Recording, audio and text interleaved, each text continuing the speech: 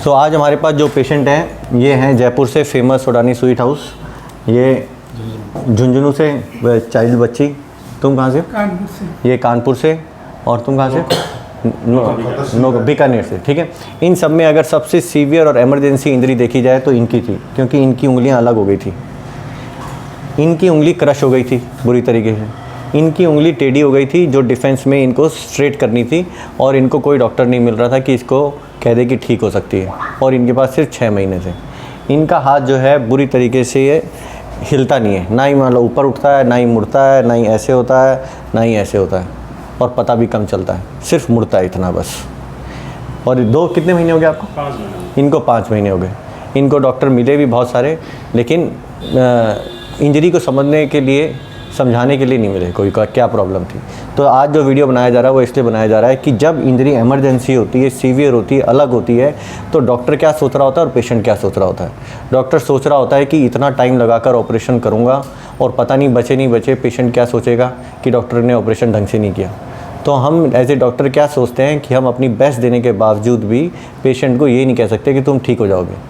उसका पैसा लग रहा है, पेशेंट ये सोच रहा है कि मैं पैसे देने के लिए तैयार हूँ, डॉक्टर मेरा ऑपरेशन में क्यों नहीं अच्छे से कर रहा। जब चीज़ अलग हो चुकी है दैट मीन्स वो डेड हो चुकी है। उसमें डॉक्टर की इतनी मेहनत लगती है कि आप सोच नहीं सकते। मतलब कंटिन्यूसली एक साइड में ऑपरेशन, उसकी उंगली को ही देखते रहना होता है, और 8-9 घंटे लगते हैं ऑपरेशन में मिनिमम।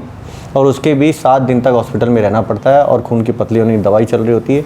इन्होंने हमसे 2 ऑपरेशन करवाए उसी के कारण, क्योंकि ये फेमस आदमी, इन्होंने इतनी जैक लगवाई। और हमने ऑपरेशन जैक के कारण नहीं किया, क्योंकि इसकी उंगली इमरजेंसी में अलग थी, और हमने इसका ऑपरेशन किया, और आज ये बिल्कुल ठीक है। सर, आपका क्या एक्सपीरियंस था उस टाइम जब आपकी उंगलियाँ अलग हो गई थी? तो आपको क्या लग रहा था? आपकी दुनिया लुट चुकी है, अब आप कोई सी काम के नहीं हो, अब आपको कोई नौकरी नहीं देगा या कुछ भी नहीं हो, ऐसा सब दिमाग में आ रहा होगा ना? मुझे लग रहा था कि पता नहीं कैसे मैं ठीक होऊंगा, पता नहीं क्या होगा, मेरा सही होगा नहीं होगा, हाथ मेरा काम करेगा कि नहीं। इसके बाद मेरा पता नहीं हाथ मुड़ेगा, मूवमेंट होगा, या फिर क्या इसमें ताकत आएगी नहीं आएगी। आज आपका सब कुछ 9 महीने हो गए। सर, मैंने बहुत मेहनत किया है इसमें, बहुत एक्सरसाइज किया, दिन भर किया, और रात को 10 बजे तक किया इसमें हमने। बहुत मेहनत किया, तब जा कर के आज मेरा ये। अगर वो एक्सरसाइज आप नहीं करते और मैं ऑपरेशन कितना भी अच्छा कर लेता तो क्या आप ठीक हो जाते? नहीं सर, मुश्किल, बिल्कुल ठीक नहीं होते। नहीं ठीक होते। तो आपका ओवरऑल एक्सपीरियंस, जब भी किसी को इमरजेंसी हो जाती है उनको क्या बताना चाहते हो आप? अगर हो तो पहले तो अपना आत्मविश्वास से कहीं भी अपनी इलाज बढ़िया करवाएं, और उसके बाद अपना खुद का मेहनत करना पड़ेगा। खुद की बिना मेहनत किए हुए सर नहीं बन सकते हैं।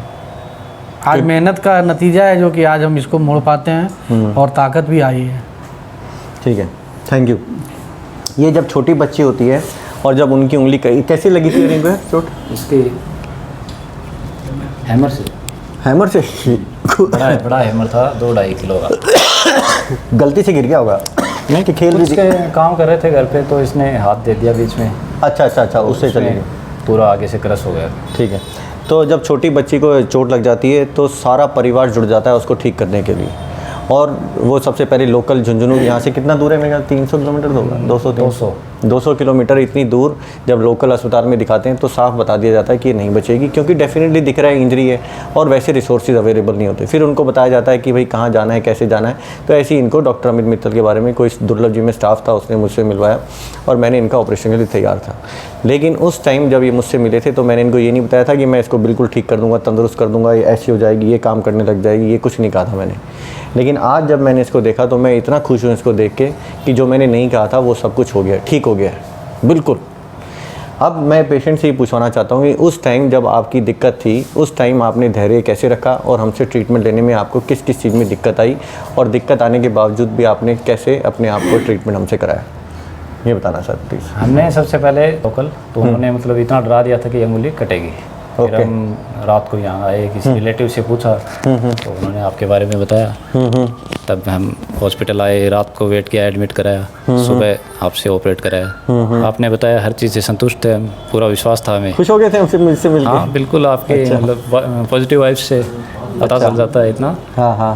फिर धीरे धीरे अब अच्छी प्रोग्रेस है, सब कुछ नॉर्मल है। जब आप ऑपरेशन करा के घर चले गए थे तब सब लोग पूछ रहे होंगे भैया क्या बताया डॉक्टर ने, ठीक हो जाएगी नहीं हो जाएगी? हाँ, सबको हमने ऐसे ही बोला कि ठीक हो जाएगी, ठीक हो जाएगी। ठीक है। आज आप लोग बिल्कुल सेटिस्फाइड हो? बिल्कुल। हाँ, हमारे व्यूअर्स जो इनको देख रहे हैं उस टाइम कैसे धैर्य रखना होता है और क्या चीज़ पे फोकस करना होता है वो उनको बता। मैं इतना ही कहना चाहता हूँ कि घबराएं नहीं किसी सिचुएशन में, ये किसी के साथ भी हो सकता है।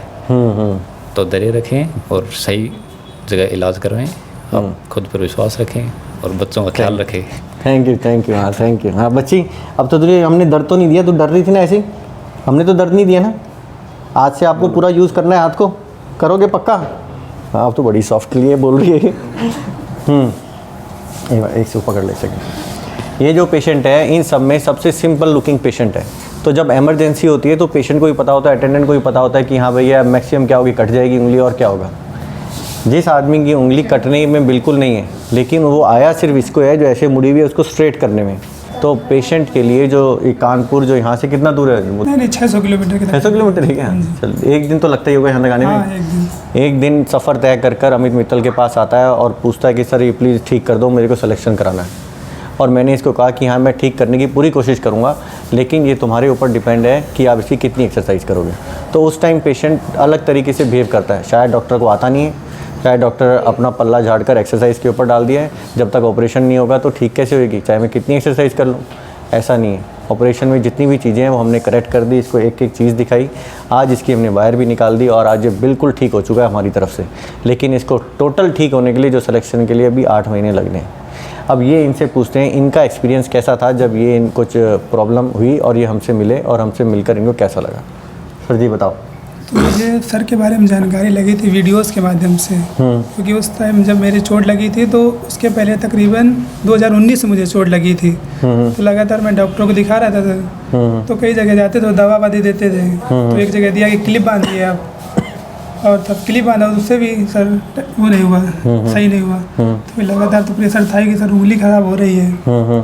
फिर जैसे लोगों से हम लोग पूछते रहते हैं ना कि सर बताइए हमारी उंगली ख़राब हो गई है सर, तो अब सर सिलेक्शन हो पाएगा कि नहीं। तो मेरा डर तो था, तो मैंने एक दिन सर बैठ के सोचा कि ऑनलाइन खोजते हैं कोई बेहतरीन हो, बेहतर डॉक्टर मिल पाए।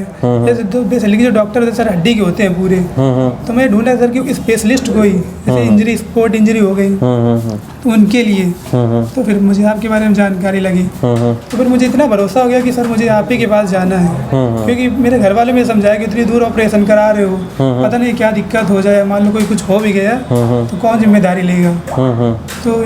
तो मुझे ये विश्वास था कि मुझे यही करवाना, चाहे जो हो जाए, क्योंकि लास्ट में आपकी वीडियो में ये था ना कि स्पोर्ट इंजरी भी हो जाए, मेडिकल में दिक्कत हो जाए, तो उनके लिए ऑपरेशन ज़्यादा हेल्पफुल रहेगा। तो इसी वजह से मैं सीधा यहाँ चला है, फिर मैं और कहीं नहीं गया दोबारा, क्योंकि मुझे विश्वास था कि अगर मेडिकल का प्रॉब्लम है तो फिर हमको यही कराना होगा, क्योंकि मैं रिस्क नहीं ले सकता था। तो इस वजह से मैं आपके पास चला। और हमसे मिलके तुम्हें पॉजिटिव वाई क्या लगा तुम्हें? मतलब तो पॉजिटिव तो लगा सर, क्योंकि पहली बार मिलने के बाद सर बहुत पॉजिटिव महसूस। अगर पॉजिटिव ना होता तो मैं आता ही नहीं यहाँ, वीडियो में मुझे इतना विश्वास हो गया था कि शायद मेरी उंगली वहाँ पर ठीक हो जाएगी, इस वजह से मैं चला गया सर यहाँ पर। कोई ऑपरेशन में दर्द हुआ तुमको? नहीं सर, ऑपरेशन में मुझे कोई प्रॉब्लम। कोई हमने दवाई दी आपको? कितने दिन की दवाई दी आपको? दवा सर यही 1 वीक की थी तकरीबन, 1 हफ्ते की। 1-2 हफ्ते तो पूरे घर वाले कह रहे होंगे ऐसा क्या ट्रीटमेंट है, 1 हफ्ते की दवाई देके ट्रीटमेंट खत्म हो गया, तो बोल तो रहे होंगे घर वाले? जी। तो हमने बताया कि सर ने ऑपरेशन किया और सर ने पहले ही बता दिया था कि 7 से 8 मंथ लगेंगे पूरी उंगली को सही होने में।